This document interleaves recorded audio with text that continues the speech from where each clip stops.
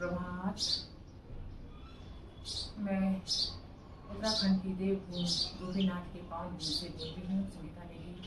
आज मैं आपको शिव आसन करके दिखाऊंगी। शिव आसन कैसे होता है, क्यों करना चाहिए, इसकी क्या फायदा है, आपको उसके बारे में बताऊंगी। जैसे हमारे गले में खराश होती है, खांसी होती है, पुरानी से पुरानी खांसी होती है और मधुर आवाज़ चाहिए, और जो तोतला बोलता है यानी अच्छे से नहीं बोल पाता है और आत्मविश्वास की कमी के कारण घबराहट होती है, उसके लिए हम शिवासन करेंगे। तो शिवासन के लिए क्या करना है, वज्रासन में बैठना है। सबसे पहले दोनों घुटने फोल्ड करते हुए, फिर दोनों पैरों के बीच में, घुटनों के बीच में गैप करना है, फिर दोनों हथेली को नीचे रखना है। उसे दोनों हथेली को नीचे रखना है और आंखें बंद करनी है, और पहले लंबी गहरी श्वास लेनी है और श्वास छोड़ते हुए लंबी जीभ बाहर निकालनी है और आवाज के साथ यानी शेर की तरह दहाड़ना है। लंबी जीभ निकालनी बाहर और आंखें खुली हुई, नजर सामने, फिर श्वास भरते हुए धीरे धीरे अपनी जगह पे आना है और आंखें बंद कर दे।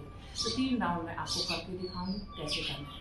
जैसे ये बैठे हैं हम, फिर दोनों घुटनों के बीच में गैप, एक साथ करते हैं। पहले सांस ली,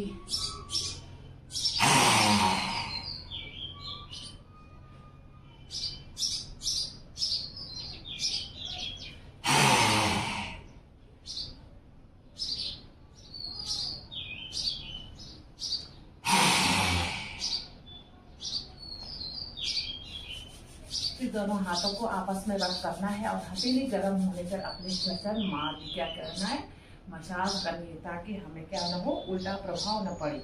इससे हमारे क्या होती है, श्वसन मार्ग, श्वास नली अच्छी होती है, आवाज मधुर आती है। ये करना है। थैंक यू, धन्यवाद। अच्छा लगे तो लाइक एंड सब्सक्राइब शेयर जरूर।